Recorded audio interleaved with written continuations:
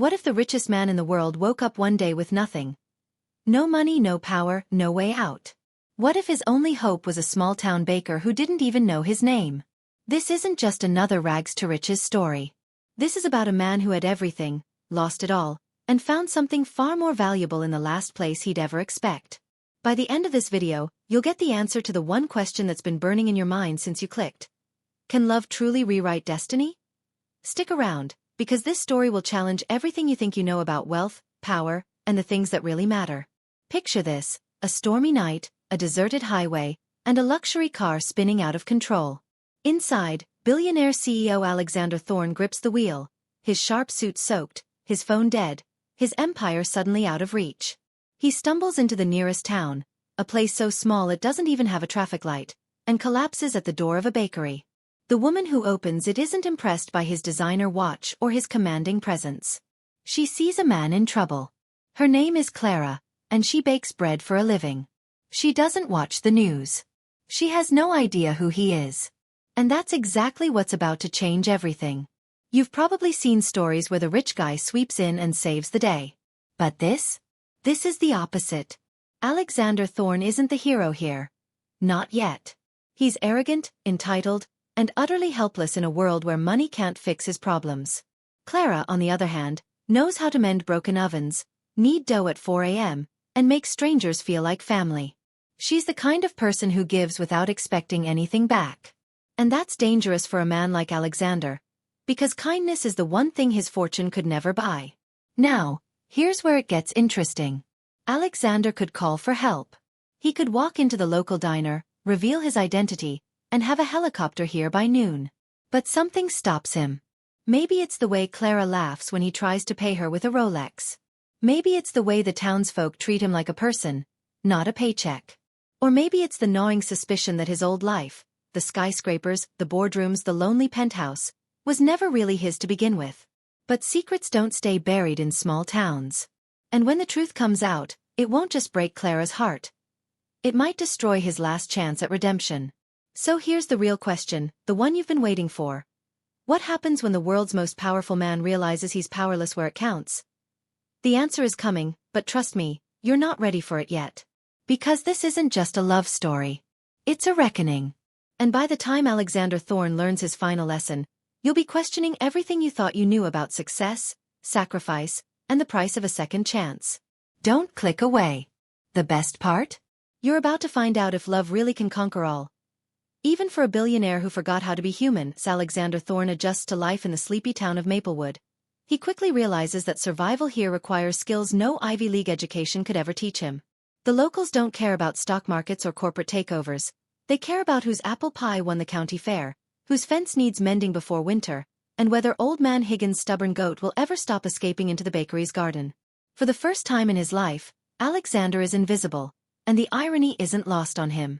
The man who once graced the covers of Forbes and Time now spends his mornings scrubbing flour off Clara's countertops, trying and failing to knead dough without tearing it, and listening to the town's quirky residents gossip about the mysterious stranger who showed up in the storm. But the longer he stays, the more he realizes Maplewood has its own secrets. Ones that could unravel everything he thought he knew about himself. Clara, with her warm hands and guarded heart, is the first person in years who doesn't want anything from him. Except maybe for him to stop burning her sourdough. She's content with her simple life, or so she tells herself. But Alexander notices the way her smile falters when the mail arrives, the way she avoids Main Street on Fridays when the sleek black cars from the city roll in. There's a reason she keeps to herself, a reason she's never left this town despite her talent for turning humble ingredients into art. And when Alexander accidentally stumbles upon a faded newspaper clipping hidden in her recipe book, a headline about a scandal involving a high-powered real estate developer and a missing inheritance, he starts to wonder if Clara's past is just as tangled as his own. Meanwhile, back in New York, Alexander's sudden disappearance has set off a firestorm. His board of directors is scrambling to cover up the crisis, his rivals are circling like vultures, and his ex-fiancée, socialite Victoria Kensington, is giving interviews about his reckless behavior, her diamond bracelet glinting under the studio lights as she smears his reputation. What none of them know is that Alexander isn't missing by accident. That storm wasn't just bad luck. Someone wanted him gone, someone with enough power to tamper with his car, freeze his accounts, and ensure no one would come looking for him. And as whispers of his possible downfall spread through the elite circles he once ruled, the real question isn't where Alexander Thorne is, but who stands to gain the most if he never comes back. Back in Maplewood, the tension simmers beneath the surface. The town's annual harvest festival is approaching, and Clara, despite her reservations, has agreed to let Alexander help. Mostly because he won't stop pestering her. But as they work side by side, stringing up lights and stacking pumpkins, the chemistry between them becomes impossible to ignore. The way his fingers brush hers when passing a tool, the way she laughs despite herself when he tells a dry joke, it's all too easy, too natural. And that's the problem. Because Alexander knows the second his world comes crashing back in, this fragile connection will shatter. Worse yet, he's starting to suspect that Clara's quiet life is hiding something far bigger than a few old secrets. Like the way the town's mayor, a slick businessman with a too-perfect smile, keeps showing up at the bakery with offers to develop the historic downtown. Or the way Clara's best friend, a sharp-tongued mechanic named Jess, tenses up whenever Alexander asks too many questions. Then, on the eve of the festival, a sleek black sedan rolls into Maplewood. The license plates are out of state, the windows tinted. No one gets out, but by morning, Clara's bakery key is missing from its hook, the back door left slightly ajar. Nothing is stolen, except for Alexander's jacket, the one with his initials stitched inside the collar. Someone knows he's here. And if they found him, it's only a matter of time before the life he's starting to love is ripped away from him. Along with the woman who might just be his last chance at redemption. The storm that brought him here was just the beginning. The real danger? It's only just waking up. The black sedan vanishes as quickly as it appeared, leaving behind only tire tracks in the damp earth and a gnawing sense of dread in Alexander's gut. He tells himself it could be nothing, just a lost traveler or some corporate lackey passing through. But the way Clara's hands shake as she locks the bakery door that night tells a different story. She knows something. Maybe not about the car, but about the kind of people who move in shadows, the kind who leave without a trace. When he presses her, she deflects with a joke about overactive imaginations and small-town paranoia. But her laughter doesn't reach her eyes. It's the first time Alexander realizes he isn't the only one hiding things in this town, and the revelation unsettles him more than any boardroom betrayal ever could. The harvest festival arrives in a burst of golden leaves and carnival lights, but the celebration feels hollow beneath the weight of unspoken tension.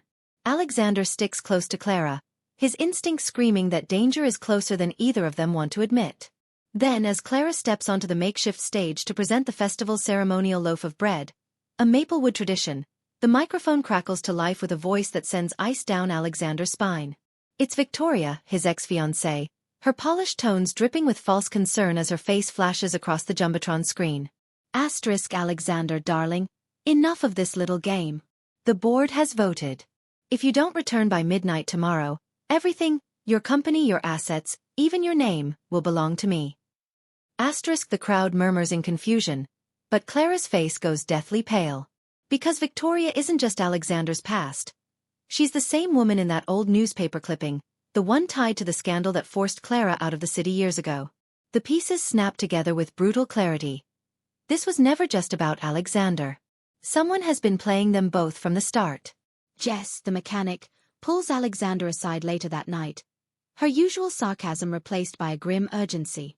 She slides him a crumpled note, coordinates and a time, along with a warning. Clara's too proud to ask for help, but she's in over her head. That bakery sits on the last unclaimed parcel of land between here and the interstate.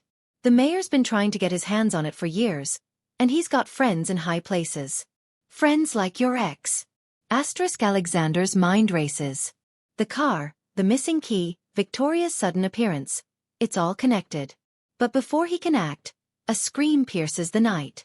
They sprint back to the festival grounds just in time to see Clara being shoved into a van by two men in suits, her protests muffled as the doors slam shut. Alexander lunges forward, but the tires screech against the pavement, spraying gravel as the vehicle disappears into the darkness. The crowd erupts into chaos, but Mayor Collins stands at the edge of the commotion, his expression unreadable as he taps a message into his phone.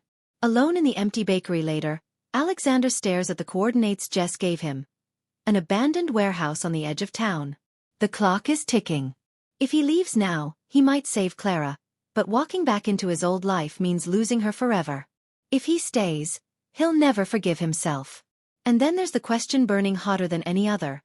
Why did Clara never tell him she knew Victoria? The answer could change everything. Outside, another storm rolls in, the wind howling like a warning. Somewhere out there, Clara is running out of time. And Alexander Thorne, the man who once controlled empires, is about to learn that real power isn't about money or influence. It's about how far you're willing to go for someone you love, even if it means destroying yourself in the process. The abandoned warehouse looms like a tomb in the storm, its rusted gates groaning as Alexander forces them open with a shoulder. Inside, the air reeks of damp concrete and diesel, the only light coming from a single flickering bulb dangling above Clara, bound to a chair with her mouth gagged. Standing over her is Victoria, her designer dress starkly out of place in the grime, her smile razor-sharp as she turns to Alexander. "Took you long enough," she purrs, tapping a manicured nail against a thick legal document on the table. A contract transferring all of Alexander's assets to her, already signed under duress by Clara.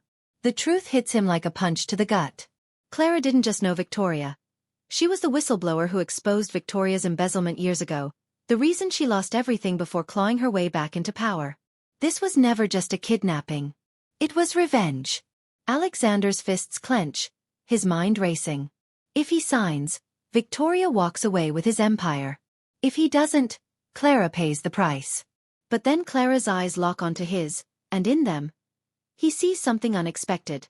Not fear but fury. With a sudden jerk, she knocks the chair over, shattering the bulb and plunging the room into darkness. Chaos erupts. A scuffle, a scream, the sound of tearing fabric, and then headlights flood the space as Jess crashes through the warehouse doors in her tow truck, the townsfolk of Maplewood piling out behind her with pitchforks, flashlights, and one very angry goat. In the mayhem, Alexander lunges for Clara, shielding her as the mayor, caught in the act of handing Victoria a briefcase of cash, tries to flee, only to be tackled by Old Man Higgins, who mutters, "Nobody messes with our baker." The police arrive, Victoria's threats crumbling under the weight of evidence Jess had spent months gathering. Emails, bribes, even the sabotage of Alexander's car. But the real twist comes when Clara, bruised but unbroken, reaches into her apron pocket and produces a thumb drive. "You forgot I kept backups, Victoria," she says, her voice steady. The drive holds the original files that proved Victoria's crimes years ago, along with new footage of her confessing to the kidnapping tonight. As the cuffs click around Victoria's wrists, Alexander expects relief. Instead, he feels emptiness. Because the fight might be over, but the hardest question remains. Where does he belong now? A week later, the media circus has moved on, Maplewood has returned to its quiet rhythm, and Alexander stands in the bakery at dawn, watching Clara knead dough like none of it ever happened. "You could go back, you know," she says without looking up. Your company's waiting. Your life's waiting. He studies her, the flower in her hair, the stubborn set of her jaw, and realizes he's never been surer of anything. "That life was a gilded cage," he says, rolling up his sleeves. Teach me how to do this properly." Clara finally meets his gaze, and in that moment, they both understand. The billionaire didn't fall in love with a baker. A man who'd lost himself found his way home. The final scene unfolds at the rebuilt Harvest Festival, the town square alive with music and laughter. Alexander, now co-owner of the bakery, hands a loaf of bread to a little girl who grins up at him. Nearby, Clara chats with Jess, their easy camaraderie a testament to the family they've built. And as the sun sets over Maplewood, Alexander slips his hand into Clara's, no longer a man running from his past, but one who's finally chosen his future. The twist. The bakery's new sign, unveiled with a flourish, reads, "Thorne and Son." Because beneath the counter, barely visible, sits a tiny pair of flour-dusted baby shoes. The audience is left with a truth as old as time. Love doesn't just change people. It builds legacies. And sometimes, the richest endings begin with losing everything, only to find something better.